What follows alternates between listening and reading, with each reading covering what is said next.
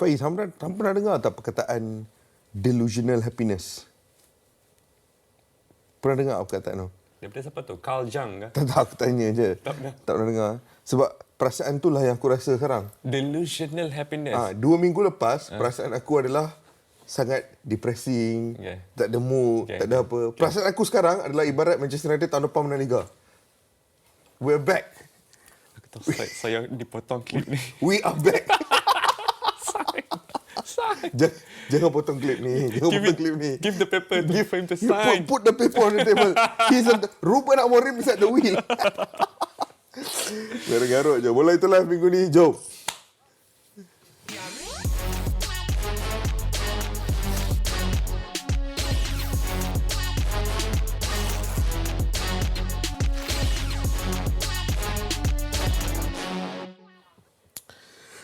Pertama kali aku rasa aku nak minta maaf dulu. Kenapa? Kita kena minta maaf sebab dari minggu lepas dah ramai yang masuk DM sebenarnya. Kish, sila borak pasal Ruben Amorim dengan Faiz. Sila borak pasal Ruben Amorim dengan Faiz. Sila borak pasal pemecatan Erik Ten Hag dengan Faiz. Tapi minta maaf lagi, minggu lepas saya di Pawali. Sorry. So memang kita tak ada Madras masa. Riksha saja minggu lepas. Madras Riksha. Dekat Madras Riksha je makan. Tapi minggu ni kita akan borak dengan mendalam pasal semua perkara tersebut. Cuma kita nak simpan benda tu untuk the middle portion of the show. Untuk permulaan ini, macam biasa, ejen Permang. Apa ejen Permang untuk minggu ni? Ejen Permang aku adalah Jose di Fenerbahce. Sliding tackle. Minggu lepas dia menang 3-2 lawan Trabzonspor. Tapi perlawanan itu diwarnai oleh beberapa kontroversi. Kalau anda semua nak tengok apa yang saya perkatakan ini, boleh terus ke laman Instagram Jose Mourinho. Dia ada upload dia sendiri post beberapa klip yang dia katakan sepatutnya mendapatkan keputusan yang lain, tetapi dia sendiri kata pengadil takut dengan owner klub lawan dia. Pada hari itu dia kata ada foul yang dilakukan, pengadil dilihat melihat ke arah VIP section, and then bila dah bangun owner club tu, dia tak jadi red card, dia tak jadi nak bagi keputusan dekat Fenerbahce. Jadi dia kekal dengan katakan bahawa Fenerbahce adalah klub yang dilayan paling tidak adil oleh pengadil di Turki. Kita semua mengenali Jose Mourinho lah kan. Kita semua mengenali Jose Mourinho. Untuk Jose, seorang dengan status sebesar beliau, datang ke negara seperti Turki yang bukanlah negara top 5 atau mungkin on the fringes of top 10 dalam Eropah, dalam Liga Eropah ini, adalah satu perkara yang besar. Dia bukan saja bawa status dan reputasi, dia juga bawa pemahaman bola sepak dia tersendiri. Dan Jose ada satu attitude yang membuatkan dia digilai oleh orang sampai sekarang ni, iaitu attitude tak pernah takut dengan siapa-siapa dan apa-apa. Dia menjadi minat orang kerana, to tell you the truth, the majority of people is mereka diselubungi oleh ketakutan, diselubungi oleh fear. Jadi bila ada satu ikon yang tak takut apa-apa, kita suka dia. Seperti mana orang-orang lain suka watak-watak anime, seperti mana orang-orang lain suka watak-watak superhero DC, contoh dia. Sama. Yeah. Jadi untuk Jose datang ke Turki dan tidak merubah attitude tersebut adalah satu plus point. Dia boleh saja dengan selesa, dengan gaji dia yang banyak, coach dengan gaji terbanyak dalam sejarah bola sepak Turki, dia boleh saja relax. Dia boleh saja, we train 5 times a week and in the weekend we play. Tak ada banyak masalah. Apa yang dia cuba adalah mungkin memenangi liga atau memenangi Turkish Cup. One of those, balik 2 tahun balik kan. Tapi dia tak buat perkara tersebut. Dia memilih untuk meletakkan satu siege mentality dalam anak-anak buah dia. Perasaan yang this is Fenerbahce versus the world. This is ada injustices yang perlu kita hadapi. Kita perlu jadi satu unit dan bergerak berperang dengan semua. Bukan lawan, berperang dengan semua pasukan-pasukan lain, pemilik-pemilik pasukan lain kerana mereka tidak suka kita. Itu kan resepi biasa untuk Mourinho kan? Benda ni Mourinho lakukan kat semua kelab Premier Kat League. semua kelab. Cuma method dia berbeza. Ya. Kadang-kadang dia bina siege mentality tu dengan jurulatih pasukan lawan, Ya. ataupun dengan sebuah pemain lawan, ataupun dengan entiti liga secara keseluruhan. In the case of Fenerbahce, dia buat benda tu dengan referee dan juga pengelola liga lah. Ya. Nak mengatakan bahawa Fenerbahce adalah pasukan yang ditekan kuat. Jadi, Kish, ketidaktakutan tu, bila dia datang daripada Setúbal, Portugal, ke London, dalam press conference pertama mengatakan bahawa minta maaf, saya bukan nak belagak, tapi saya yang terbaik dekat sini. Untuk mengatakan satu perkara tu di London, dalam sukan rakyat, English press. depan English press adalah satu keberanian yang luar biasa. Dan 25 tahun selepas itu, ataupun 30 tahun selepas itu, sekarang ni dia pun dah masuk umur 60 tahun. Dia tak pernah berubah. Dia datang ke Turki, tak takutkan siapa-siapa dekat Turki. Turki adalah satu negara yang gilakan bola sepak juga, walaupun kualiti dia tidak menyamai negara-negara utama Eropah yang lain. Tetapi practically cari pasal dengan semua orang yang tak setuju dengan dia. Bayangkan kalau dia main Malaysia, Kish. Impian aku lah. Impian aku. Kalau dia Tolonglah, datang Zazir. Malaysia. Kau bayang pasal kau geras dia cakap apa? Kau bayang pasal masalah lampu limpah dia Masalah cakap apa? gaji. Masalah gaji dia cakap apa? Ya. Mourinho, kita dah pernah dapat selama ni a glimpse. Mungkin 15% atau 10% of Jose Mourinho through mendiang B. Sitinaden. Pernah dapat 10%, 15%. Tak pernah dapat full effect tu. Kena harap Jose yang turun Malaysia. Hang ingat bila mendiang Satya cerita kat kita pertemuan dia dengan penyokong Selangor. Yang dia tanya penyokong Selangor, you ada license ke? Tak ada, diamlah. Kalau you ada license, datang jadi assistant saya. Dia cakap penyokong Selangor. Satya. What a man. Okey, Jose Mourinho adalah ujian permangku. Apakah ujian permangku? Ejen permang aku pula, Faiz, adalah lebih rapat dengan tanah air. Pemain yang beraksi untuk Johor Darul Takzim, iaitu Eddie Israfilov. Pemain kelahiran Spanyol yang mewakili skuad kebangsaan Azerbaijan. Eddie Israfilov ni, kita dah perhatikan untuk beberapa bulan sejak dia masuk. And aku dah draw conclusion yang bagi aku, Eddie Israfilov is already one of the best signings ever dalam sejarah JDT. Aku tahu mungkin terlalu awal orang akan kata, oh but it's too early to say that dan apa semua. But for me, no. Bagi aku cukup ketara bahawa kualiti yang dimiliki oleh Eddie Israfilov ini adalah kualiti yang jauh melangkaui level Liga Super bagi aku. He's a really astonishingly good player. Aku dah tengok game dia dalam beberapa perlawanan ACL sebelum ini. Kita juga tengok perlawanan dia menentang Selangor tempoh hari. Dia punya diagonal pass untuk Arif Aiman tu. And once again, dalam perlawanan ACL Elite tempoh hari menentang Ulsan Hyundai, don't get me wrong, Arif Aiman was astonishing on the day. Tremendous performance. Bergson masuk as a sub player was absolutely incredible. Nacho Insa memberikan aksi yang luar biasa di bahagian tengah. Murillo, pemain pilihan ramai sebagai the best player on the pitch. Tapi pilihan peribadi aku was Eddie Israfilov. Malam tersebut, Eddie Israfilov melengkapkan 42 daripada 45 hantaran yang dia lakukan. 93% passing accuracy. Pada waktu yang sama, Faiz, dia memenangi 100% perebutan bola yang dia engage atas padang. Semua perebutan bola, every single defensive duel yang dia masuk, dia menang. Malam tu. 100% record.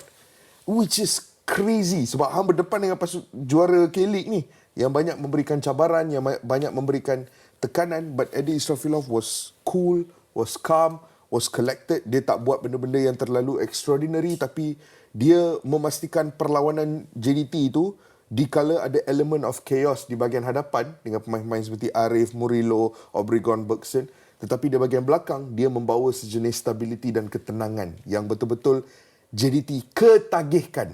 Berapa kali kita tengok JDT dalam kempen ACL tahun-tahun lepas sebelum ni, kadang-kadang defensively akan jadi sedikit chaotic, walaupun offensively dia orang score, tapi defensively akan jadi chaotic, kadang-kadang dia orang concede. Tapi this year there is an element of calmness, dan bagi aku calmness itu dibawa oleh Eddie Israfilov. What a player, Faiz. What Satu pencaturan yang baik daripada Hector Vidolio juga. Kalau kita perasan pada malam tu, mereka berdepan dengan bekas top scorer K-League dan penjaring 10 gol musim ini untuk Ulsan HD memenangi K1. Yeah. Min Q. Pemain itu sangat fizikal. Ada beberapa perlawanan ACL sebelum ni kan, Eddie Israfilov main dengan Park dan juga Feroz. Tapi Feroz ditarik keluar, dibawa masuk Shane Lowry. Bagi aku, keputusan taktikal itu lebih memberikan banyak ruang untuk Eddie Israfilov buat kerja-kerja sweeping ni. Sebab tengok yang engage banyak dengan dalam physical battle adalah Shane Lowry berbanding dengan Shane Lowry dan juga Park berbanding dengan Eddie Israfilov. Dia seolah-olah ada Beckenbauer role sikit, sweeper role sikit kat belakang tu kan. Which is refreshing to see. Aku tak pernah rasa ada lagi pasukan Malaysia. Aku rasa dulu ketika Ong Kim Swee bawa bawah 23, ada satu time tu dia pakai yang macam ni. Yang sweeper dia tu tahu siapa? Irfan. Adam Noor Azlin. Adam Noor Azlin. Yes, Adam Noor Azlin.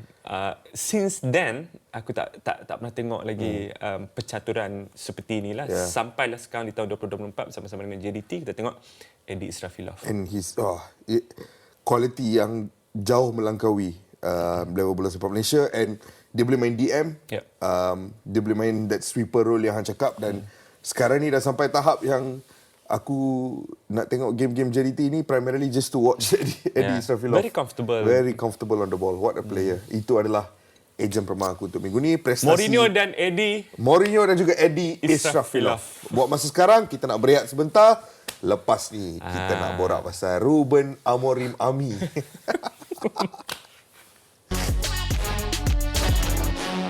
Jadi Faiz, berita terbesar dalam arena bola sepak Eropah minggu lepas adalah berita pertukaran jurulatih di Manchester United, yang melihat selepas kekalahan di tangan West Ham, perlawanan yang kita tengok dekat mamak mana tu?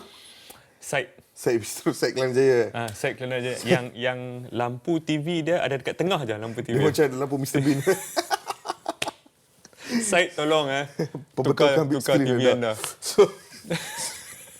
Suka-suka kita suruh orang. So selepas perlawanan tersebut, keesokan harinya dengan begitu pantas ada berita pengumuman bahawa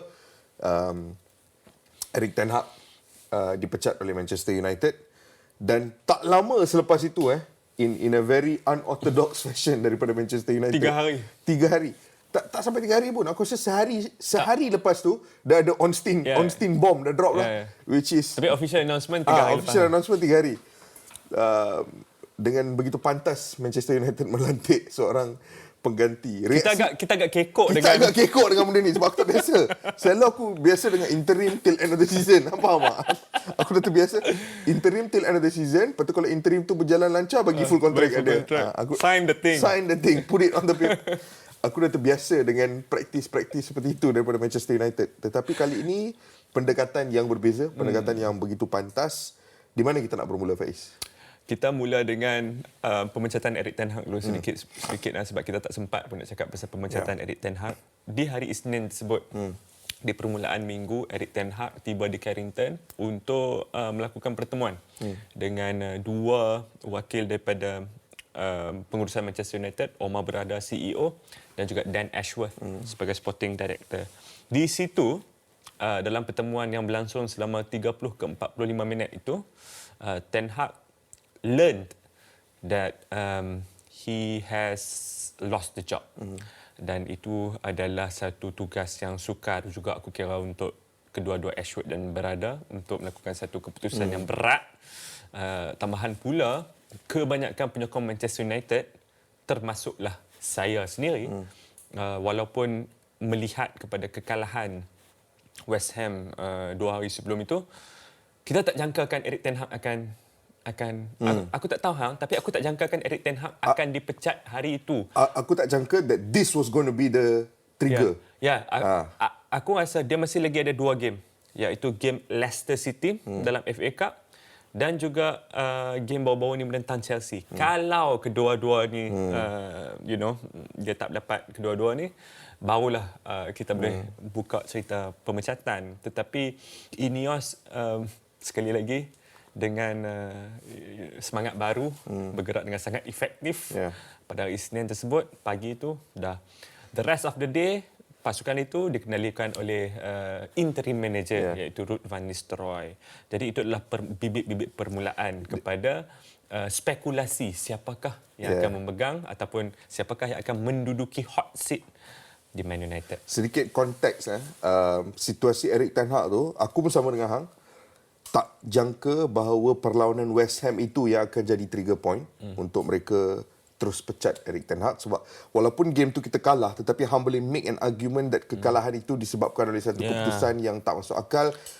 And then first half pun boleh skor 4 biji lah. Betul. Tetapi mengikut laporan Laurie Whitwell di The Athletic, sebenarnya selepas dalam international window yang lepas, di mana bila United tewas 3-0 menentang Spurs, kemudiannya international window, ketika international break tu kan United punya leaders ada meeting dekat London, dan salah satu perkara yang mereka bincangkan dengan begitu lama adalah situasi Erik ten Hag, dan pada ketika itu pun dilaporkan bahawa majority of them dah conclude yang ini pasukan ini memerlukan direction yang baru.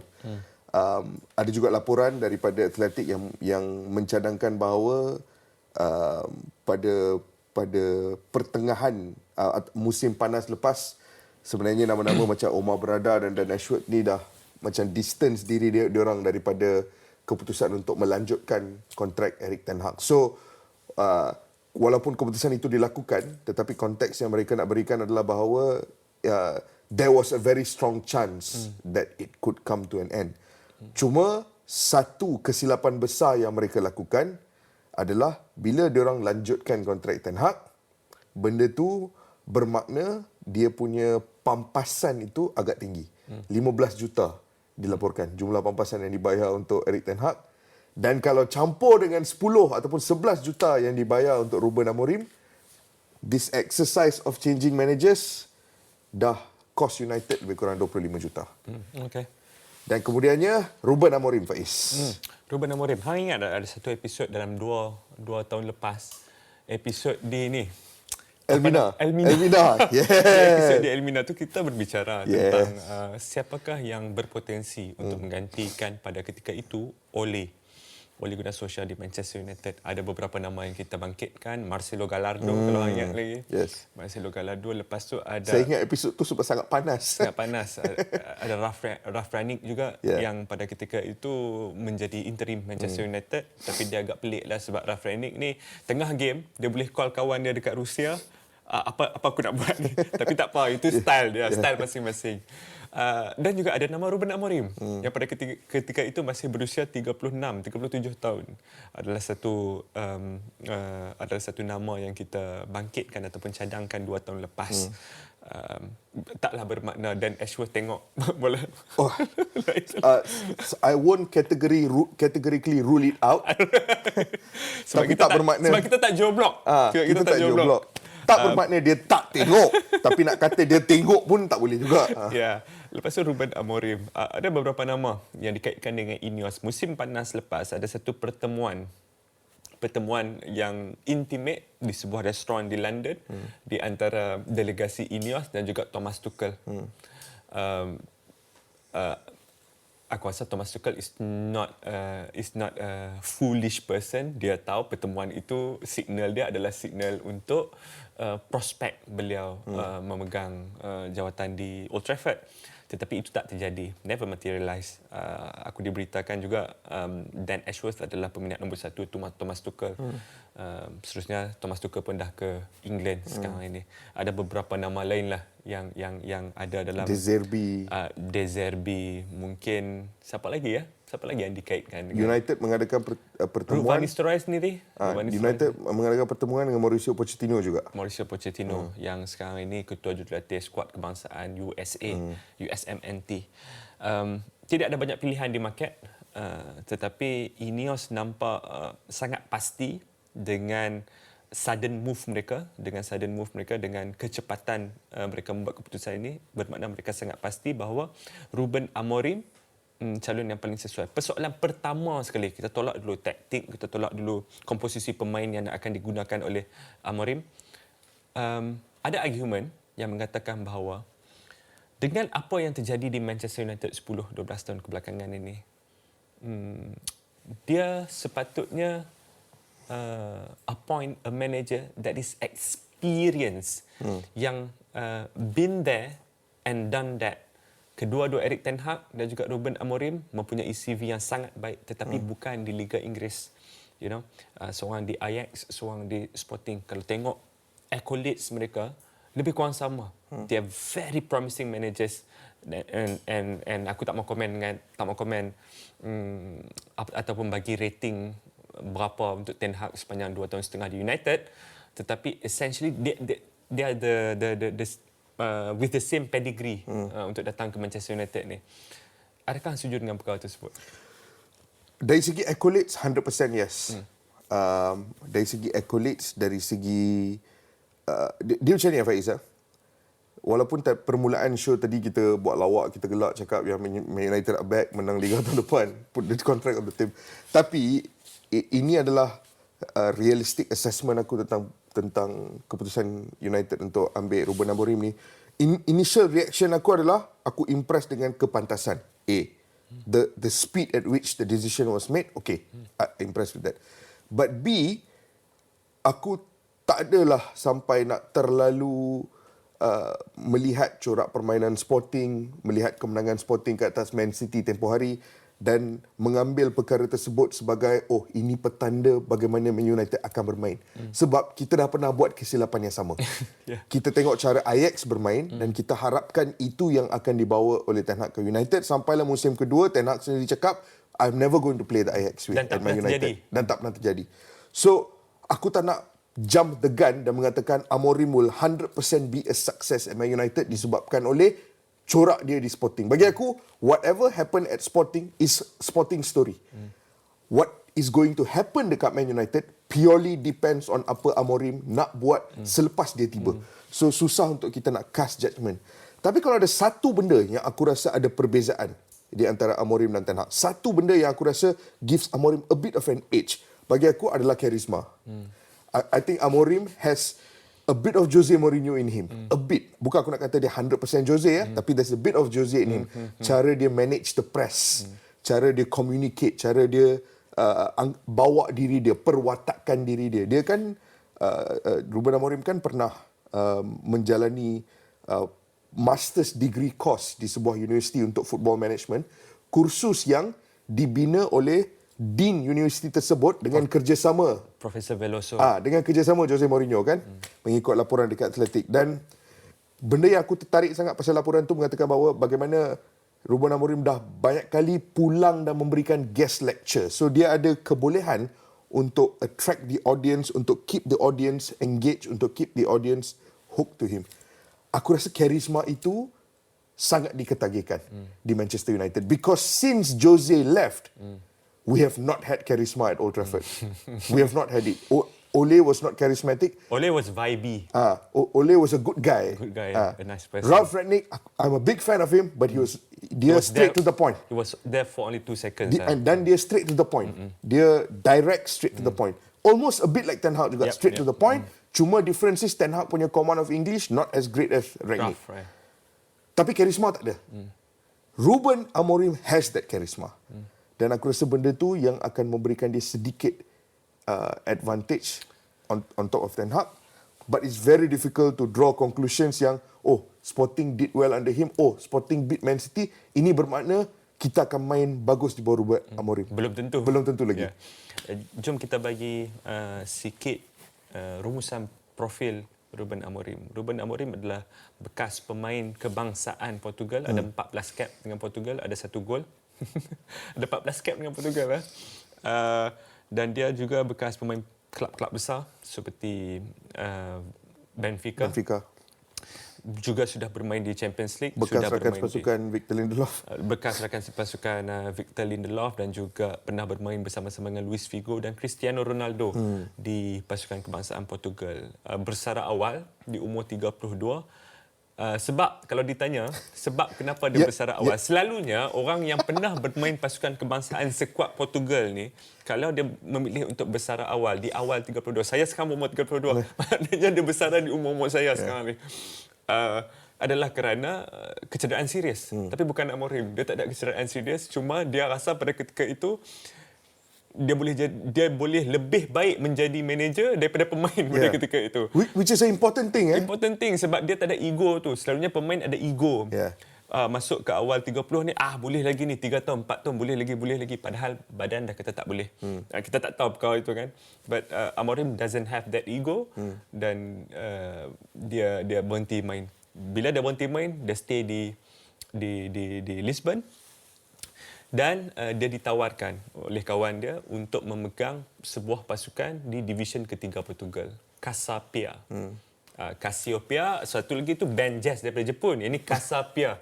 Casa Pia di Portugal lah. Portugal. Jadi dia cuba untuk menerapkan idea awal dia. Dalam 2 perlawanan pertama dia kalah. Mula-mula dia tak mau job tu. Kawan dia, orang daripada Casa Pia ni offer dekat dia job, mai tolong. Dia tak mau. Tapi orang tu percaya dengan dia, pujuk dia mau. 2 perlawanan awal kalah. Dia kata apa? Masa nak mula perlawanan ketiga tu dia kata apa? Kalau kalah juga perlawanan ni, dia berhenti. Menang 7 game berturut-turut. Jadi itu adalah permulaan dia. Jadi kemenangan dia ni terlalu banyak sehingga kan pengelola liga, PFL mungkin di sana, PFL bagi tahu dia kata, awak tak boleh coach dah. Kenapa saya tak boleh coach dah? Awak tak ada lesen. Padahal masa kalah mereka tak tengok pun lesen dah. Masa menang mereka tengok lesen dia. Jadi dia pun berhenti. Dia tak mau cause so much controversy dekat Cassiopeia, dia pun berhenti. Bila dia berhenti itulah dia masuk masters degree di University of Lisbon, di bawah satu program yang dikendalikan oleh Profesor Veloso, seorang sport scientist yang terkenal di Portugal, dengan kerjasama siapa tadi? Jose Mourinho untuk merencanakan course ni, untuk merencanakan kursus ni. Jadi setiap tahun, Kish, ada 50 ke 60 orang yang akan attend master's degree ini.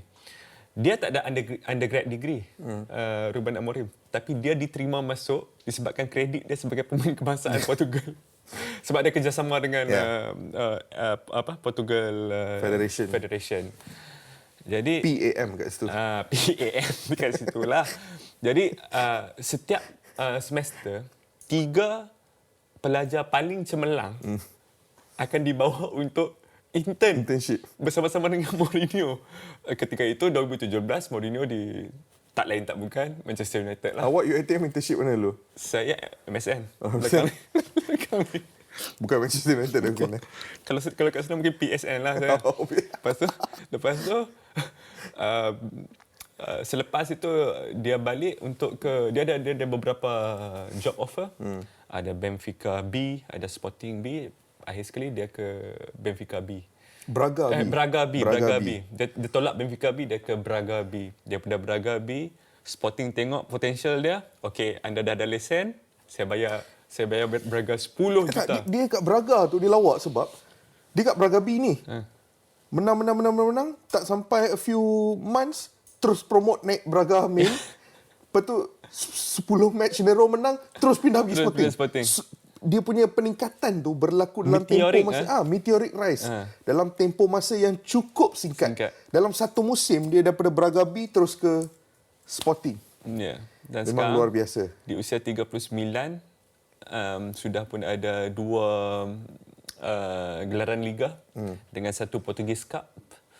Dalam ketika sebelum dia sampai tu, Sporting tak pernah menang liga dalam 19 tahun terakhir. Nak genap 20 tahun dia menang. That's why, ada seorang penyokong Sporting Lisbon di Temu Bual ditanya tentang Ruben Amorim. Dia mengatakan bahawa Ruben Amorim ke Manchester United adalah sebuah risiko. But ia adalah risiko that's worth taking. A risk that's worth taking. Risiko yang wajar diambil. Kerana 4 tahun sebelum ini apabila Sporting mengambil dia dengan membayar pampasan yang besar juga 10 juta juga Rekod tu. rekod fee. Pada waktu itu juga ia adalah risiko. Risiko yang besar. Risiko yang besar yang diambil oleh Presiden Sporting, risiko yang dilihat oleh penyokong Sporting sendiri. Mereka sendiri merasakan ia risiko yang besar sebab he has no background, he is sangat fresh. Raw. Tetapi risiko itu membuahkan hasil yang cukup luar biasa dari segi gaya permainan, dari segi trofi-trofi yang dia menang, dari segi kebangkitan selepas bertahun-tahun kelab itu seolah-olah senyap, dan kini risiko itu diambil oleh Manchester United dan penyokong berpendapat ia risiko yang positif. Aku nak simpan perbualan pasal sebab perbualan pasal taktik, perbualan pasal the only thing Nanti. Itu nanti. itu kita kena simpan until we see how Man United bermain di bawah Ruben Amorim. Aku dah study dah sikit. Diomande, Hjulman, Morita. Kita faham bagaimana Sporting bermain. Yeah. Tetapi very difficult to speculate bagaimana Manchester United akan bermain. Mereka ada PTSD dengan jurulatih lama. Saya dah PTSD lama dah ni. Banyak kali berulang-ulang PTSD. So, buat masa sekarang kita nak tunggu untuk Amorim sampai untuk dia mempersiapkan pasukan untuk kita 24 tengok November bagaimana pasukan bermain di bawah dia untuk beberapa perlawanan. Baru kita dapat gambaran yang jelas. Cuma aku nak sebut satu benda pasal Amorim. If there is one thing yang setakat ni aku sangat impress dengan dia adalah cara dia cara dia menangani proses penghijrahan daripada Sporting ke Manchester United. Very respectful. Very respectful, very charismatic, penuh dengan emosi pada waktu yang sama, penuh dengan realism. Dia ditanya tentang memahami perasaan penyokong. Betul. Dia ditanya tentang cabaran di Manchester United. Dia mengatakan bahawa ia akan menjadi sesuatu yang sukar. Tetapi Manchester United adalah cabaran yang saya pilih. Saya dapat tawaran-tawaran yang lain. Tetapi United was the club that I wanted. The other thing that I was really impressed was bila pengumuman itu masih belum dilakukan secara rasmi oleh Manchester United, bila dia ditanya di press conference berulang kali, dia repeat, dia cakap, when the time comes, I will tell. When the time comes, I will tell. Kemudiannya, bila pengumuman itu juga dibuat dan mula ditanya semula, dia hanya menjawab soalan-soalan yang lebih ke arah Sporting. Sebab dia mengatakan, anda akan memiliki banyak masa dalam 2-3 minggu depan ni untuk korang tanya pasal Manchester United. There is so much more time. Buat masa sekarang, saya hanya nak deal dengan soalan-soalan berkaitan Sporting. Penghormatan besar yang diberikan oleh dia kepada penyokong-penyokong Sporting, kepada pemain-pemain Sporting, kepada leadership structure di Sporting, sampai tahap bila pengumuman tu mula dibuat, penyokong-penyokong Sporting pada mulanya agak marah. Marah dengan keputusan dia nak meninggalkan klub. Ada yang boo sikit apa semua. Tapi at the final game lawan Man City hari tu, hang tengok tifo besar yang diorang keluar. Aku tengok orang tua 70, 60, 70 menangis. Keluar tifo yang besar untuk mengucapkan terima kasih sebab mereka sedar bahawa ini bukan calang-calang jurulatih yang nak abandon pasukan for the sake of it. Ruben Amorim ada request kat Man United nak start hujung musim. United cakap tak boleh, we need to start now.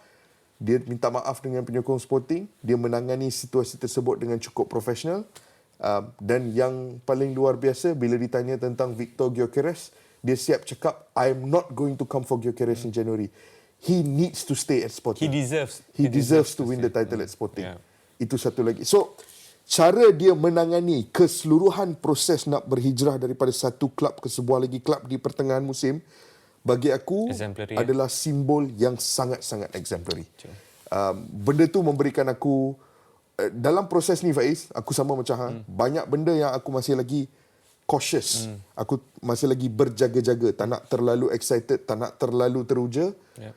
Tapi kalau ada satu benda yang bagi aku teruja, adalah karisma dan cara dia menangani segala situasi. Human touch. Human touch dia. Baik, kita sama-sama nantikanlah. Mungkin selepas ini, kalau boleh kita ada satu lagi sub-segmen untuk Amorim ni, kita boleh dissect taktik dia. Tapi itu untuk nanti. Untuk sekarang ini, untuk peminat Manchester United semua, enjoy Amorim. Kita berehat sebentar. Selepas ini, kita nak borak pasal sebuah kelab gergasi yang sedang berada dalam krisis. Kish, the beauty of football akan membawa kita ke bumi Sepanyol pula pada hari ini. Pada permulaan musim itu kita berbicara sedikit sebanyak tentang bola sepak di Sepanyol, terutamanya yang menyelubungi 3 pasukan utama mereka, Atleti, Barcelona dan juga Real Madrid. Kita ada banyak mempertanyakan tentang isu-isu kontroversi di Barcelona. Rightly so, pada ketika itu nampak sangat tidak jelas apa perancangan yang nak dilakukan oleh Barcelona, dan pada ketika itu juga kita memberikan penghargaan kepada Real Madrid yang dalam 2 musim kebelakangan ini memang sangat memang sangat konsisten dan menunjukkan yang mereka terus-terusan menjadi European powerhouse. Tetapi 4 bulan memasuki musim baru, keadaan berubah 180 darjah. Yang mana Barcelona ketika ini sedang meniti puncak-puncak kejayaan kecil mereka, dan juga Real Madrid 3 perlawanan terakhir di Santiago Bernabeu bolos 9 gol, satu perkara yang sangat jarang untuk kita dapat daripada Real Madrid. Dan ini adalah the beauty of football, seperti yang aku cakapkan tadi. Kita hanya boleh meneka, kita boleh menjangkakan, tetapi tak semestinya akan menjadi satu perkara yang nyata. Perkara yang nyata ni, kalau hang predict awal musim akan jadi hujung musim ni, hanya boleh terjadi di Liga Maldives. Liga Maldives, okey? Jadi di Liga Maldives. Sabar. Jadi apakah yang sebenarnya berlaku di Real Madrid? Ini yang aku nak cakapkan dengan hang pada hari ini. Real Madrid, klub yang bak kata orang berada dalam krisis. Dia macam ni, definisi krisis ni berbeza untuk satu klub dan satu klub lainnya. Dan satu klub yang lain. Berbeza untuk satu liga dan satu liga yang lain. Untuk klub-klub seperti Real Madrid, hang kalah 2 game pun. Hang kalah satu game. Hang kalah satu game pun. Satu home game dah boleh jadi crisis mode. Dan sekarang ini betul-betul dilihat sebagai crisis mode. Carlo Ancelotti sendiri memberikan gambaran bahawa ada masalah yang harus diselesaikan, walaupun dia kekal optimis. Dia mengatakan bahawa we will solve this problem, tapi ada permasalahan yang harus diselesaikan. Permasalahan ni bagi aku, Faiz, ini pandangan aku, ada 2 elemen. Satu adalah ketiadaan seorang metronom di bahagian tengah. Tak ada metronom.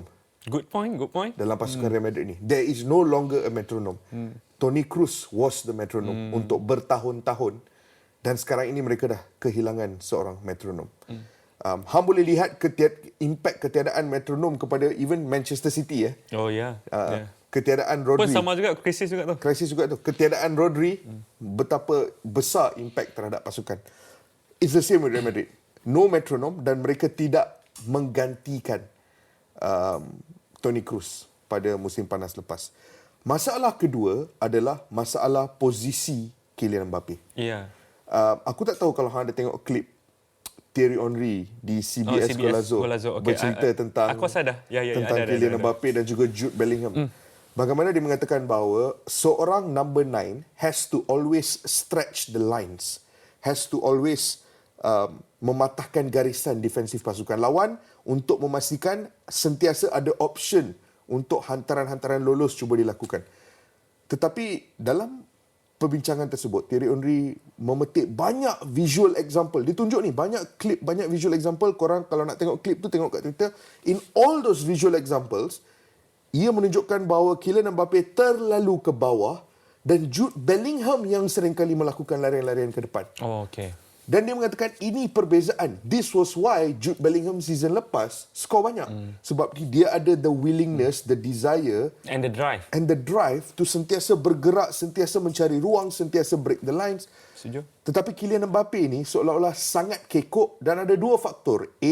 Kita sedia maklum, Lucho sendiri pernah cakap bahawa Kylian Mbappe is not the hardest working striker.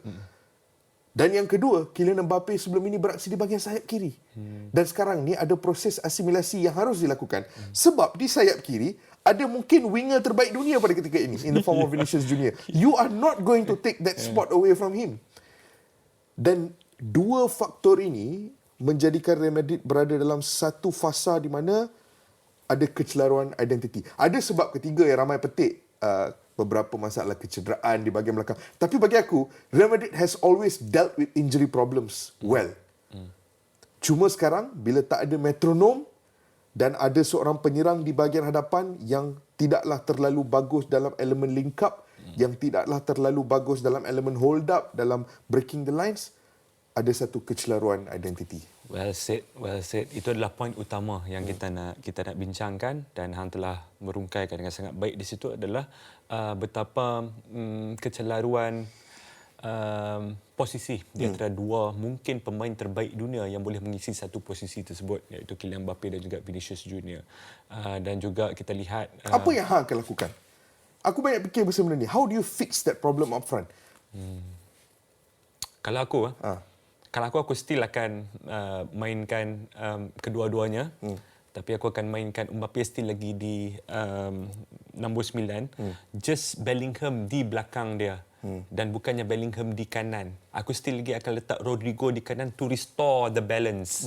Selama ni Rodrigo bukanlah seorang yang sangat menyelah, yang goal dan assist dia setinggi Vinicius ataupun setinggi Bellingham dalam musim lalu, tapi dia sentiasa ada untuk melakukan kerja-kerja penyeimbangan pasukan, membuatkan pasukan lebih seimbang. Mungkin aku akan try macam tu. Di awal musim ketika Ancelotti melakukan perkara yang sebegitu pun, keputusan masih lagi datang memihak kepada dia. Jadi mungkin selepas kalau hang perasan selepas Bellingham injured dalam beberapa minggu, selepas kembalinya Bellingham, dia agak sedikit memaksa untuk kesemua pemain-pemain terbaik dia ni ada dalam kesebelasan utama dalam satu masa. Jadi itu mungkin satu permasalahan. Kita tinggalkan dulu permasalahan posisi di antara Mbappe dan juga Vini Junior. Kita review masalah-masalah lain. Di peringkat penjaga gol, kita tahu Courtois tak banyak bermain dalam musim ini kerana kecederaan.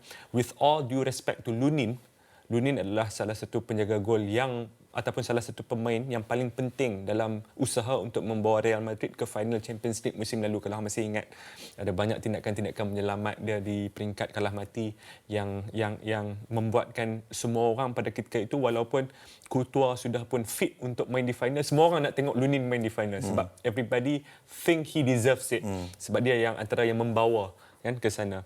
Salah satu perkara yang paling disesalkan oleh Florentino Perez ataupun oleh peminat-peminat ataupun mungkin oleh Ancelotti sendiri adalah kegagalan Perez untuk membawa seorang experienced centre back untuk masuk menggantikan Nacho. Nacho Fernandes yang meninggalkan kelab itu salah satu untuk ke Timur Tengah. Itu adalah satu perkara yang sangat disesali kerana mereka mengejar Leni Yoro. Tapi kalah dengan siapa tu? Tetapi Omar Berada FC yang membawa masuk Leni Yoro. The most expensive teenager, brother. Hey, brother, come on. We take wins where we can get it, brother. Lepas tu, David Alaba pula dah lebih daripada setahun sideline. Kita pun tak tahu David Alaba dengan umur dia yang dah masuk 32 tahun, adakah dia akan kembali ataupun tidak. Sekarang ini menjadi tanda tanya. Jadi beban ini dibawa oleh hanya dua pemain, iaitu Anthony Rudiger dan juga pasangan dia Eden Militao. Yang aku tengok dah kesian, dah muka pun dah penat dah diorang ni main. Dia pun tak boleh harapkan Jesus Vallejo sebagai centre back keempat ataupun kelima pasukan. Jadi di belakang itu sangat lightweight. Very lightweight. Dan dia tidak membantu kerana dalam sebulan setengah yang lepas, pemenang Euro dan pemenang Champions League Dani Carvajal kena ACL pula. Jadi belakang bukan Real Madrid yang sebenar di peringkat defensif. Masuk pula ke bahagian tengah. Jadi bahagian tengah ni tadi anda sebut satu perkara yang sangat penting dalam kita tengok krisis Real Madrid ni dalam perspektif yang lebih luas, iaitu ketiadaan Toni Kroos. Apa yang dilakukan adalah dulu dia banyak main 4 flat di tengah. Di kanan sekali tu ada Valverde. Dia menggunakan power dan strength Valverde untuk drive forward, untuk bantu, untuk balik dalam transisi daripada attacking ke defensif, daripada defensif ke attacking. He's perfect for that role. Tetapi cubaan untuk mengubah Valverde bermain seperti Kroos sekarang ni sangat tidak menjadi. Dia kelihatan awkward, kekok bila dia berada dengan Modric. Kalau sebelum ni Kroos berada dengan Modric, kita boleh nampak almost telepathic connection mereka. Aku tak tahu, mungkin perlukan lebih masa untuk Valverde menyesuaikan diri dengan role baru dia ni. Tapi setakat ini masih lagi kurang menjadi. Nombor tiga. Yang ini aku rasa peminat Real Madrid yang tengok pasukan ini week in, week out akan tahu perkara ini. Tahu apa? Kekurangan creator. Tidak adanya creator. Yang semua yang ada ni adalah phenomenal finishers. Vinicius Junior, Mbappe, Bellingham, one of top scorers musim lalu, Rodrigo sendiri. These are all Diorang perfect sebenarnya finishers. merindui Benzema. Yeah. Not Benzema the goal scorer, Benzema the creator. Benzema the creator. Ya. Dan ini sangat dikecewakan oleh peminat Real Madrid sehingga mereka tertanya-tanya. Mereka ada one of the best teenage creators the Europe ever seen in 2023 and 2022, iaitu Arda Güler. Tidak banyak bermain. Mereka juga ada Endrick tapi tidak banyak bermain. Mereka ada Brahim Diaz yang baru ni kan dia kalah lawan AC Milan. Brahim Diaz pernah di AC Milan dan melakukan lebih daripada 100 penampilan dengan AC Milan. He's more than ready to play for Real Madrid. Setiap kali diberi bermain pada musim lalu, sangat baik permainan dia. Jadi ada beberapa perkara yang mungkin kesalahan itu hang boleh letakkan ke Florentino Perez. Dan ada beberapa perkara juga mungkin hang boleh letakkan kepada Carlo Ancelotti. Yeah. Jadi kedua-duanya adalah suspek yang setara dalam krisis Real Madrid pada ketika ini, Kish. Cuma the one thing yang membuatkan aku ada sedikit keyakinan adalah bahawa Satu sebab daripada Real Madrid lah. satu ada dalam DNA kan. Tetapi yang sangat penting bagi aku adalah elemen Don Carlo. Carlo Ancelotti bukanlah jurulatih seperti Thomas Tuchel yang ada satu prinsip ataupun satu gaya permainan, dan kalau pemain tak nak ikut gaya permainan itu dan throw tantrum, marah, kena salin squad, tak. Carlo Ancelotti adalah problem solver, mungkin antara yang terbaik pernah bola sepak saksikan. Mungkin antara yang terbaik pernah disaksikan dalam sejarah bola sepak. Hampir tengok corak permainan semua pasukan dia, semua berbeza, Faiz. Semua berbeza. Tak ada satu identiti ketara yang dibawa dari satu pasukan ke satu pasukan, tak. Most of it is different. Dia hanya masuk, lihat ramuan yang sedia ada dan cuba mencari komposisi terbaik berdasarkan ramuan yang sedia ada. Sekarang ni permasalahan Real Madrid adalah masalah ramuan. Ada beberapa ramuan yang tak ada kan. Experience centre back tak ada. Metronom tak ada. Creator tak ada. Ada beberapa gandingan yang agak kekok. Vinicius, Mbappe, Valverde, Modric. Sangat kekok. Dan ini menyajikan satu masalah. Komposisi dah lari. Dan sekarang solusi yang dipakai musim lepas, musim sebelum itu dah tak boleh pakai dah. Sebab komposisi dah lari. So sekarang ni tugas Carlo adalah untuk mencari solusi terbaru berdasarkan komposisi terbaru. Dan setakat ini aku masih ada keyakinan yang Don Carlo akan boleh mencari komposisi Kalau tersebut. ada seorang jurulatih yang Real Madrid perlukan untuk mengeluarkan mereka daripada situasi ini, aku setuju dengan hang, ia adalah Don Carlo. Don Carlo. So kita tengoklah apa yang akan jadi di Real Madrid dalam beberapa. Hang tengok lawan AC Milan tu? Aku tengok highlights je. Aku tengok highlights juga. Tijani Reinders. Morata. Kita nak berehat sebentar. Selepas ini kita nak tengok apa pula kejutan yang nak diberikan oleh produser Bola Itu Live minggu ni. Selamat kembali ke Bola Itu Live. Macam biasa, portion terakhir ni selalunya ada kejutan daripada produser. Dan minggu ni, kita dikabarkan produser ada bagi kita macam 4 soalan lah. 4 soalan untuk kita cuba jawab ataupun pilih ataupun bandingkan. Dan kita kongsikan jawapan-jawapan kita dengan korang lah. Aku kalau bawa soalan ni, aku risau sikit. Sebab kadang-kadang produser kita ni soalan-soalan diorang tanya tu boleh tahan pelik juga. Bukannya kita tak kenal diorang hari tu diorang tanya pasal red flag dalam friendship. Betul ni, minggu lepas Deepawali, Build Your Country. Build Your Country daripada soalan producer kita. Terpaksa aku jadi J.K. Rowling yang masa red flag. Okey, jom. Untuk minggu ni, apa pula soalan yang diberikan oleh producer? Yang pertama, would you rather Malaysia qualify for the World Cup but no Olympic gold medal forever? Adakah anda lebih memilih untuk Malaysia layak Piala Dunia ataupun tapi kalau layak Piala Dunia tu kita tak boleh ada Olympic medal forever? Tak. Aku rasa aku lagi rela Malaysia ada Olympic gold. Ya, correct. Nak masuk Olimpik. World Cup tak apa. Kita main Piala Asia pun cukup. Ya. Asalkan pingat emas tu kena ada. Mungkin sebab apa? Mungkin sebab kita tak nampak pun macam mana kita nak pergi World Cup. Tapi kita boleh nampak macam mana kita nak menang pingat emas. So aku ni realis. Realis. Aku memang optimis, tapi kadang-kadang kita kena realistik juga. Saya nak sebut satu slide tu tapi saya tak nak. Tak apa. Saya Saya tak nak petik slide tu. Tidak. Slide tu pernah mention World Cup. Slide tu pernah mention World Cup. Okey. Tapi saya tak nak petik slide tu. Soalan seterusnya. Would you rather Never leave Malaysia or never return to Malaysia? Oh, senang. Never leave Malaysia. Never leave Malaysia. Never leave Malaysia. Adakah Ini no-brainer. Tak kisahlah ke mana saja hang pergi. Walaupun Malaysia ni not perfect. Not perfect, Kita banyak imperfection. Kita pun ada slide-slide yang tak begitu cun. Not a perfect country, tetapi di sebalik segala imperfections, ini masih sebuah negara yang Saya tidak mahu meninggalkan Malaysia kerana saya suka Kelana Jaya. Kenapa saya suka Kelana Jaya? Kerana ada kuih tiaw anti gemuk. Sebab tu. soalan seterusnya. Be a legend of the club but win nothing. Be a bench warmer but win everything. Oh, aku be a legend of the club but win nothing. Aku pilih yang tu. Sebab bagi aku, bola sepak ni sukan yang romantik kerana it is not just all about trophies. Han tengok show-show macam Sunderland Till I Die, han tengok show-show. Bola sepak ni memang aspirasi dia untuk menang piala. Tapi piala ni kalau contoh satu liga ada 20 pasukan, piala ada satu. Tak bermakna 19 pasukan yang lain tak melalui satu perjalanan yang penuh dengan emosi. So bagi aku, football is a sport that transcends trophies. Dan bagi aku pilih yang satu lah. Kalau aku lebih mengenali diri aku sekarang berbanding beberapa tahun belakangan ini.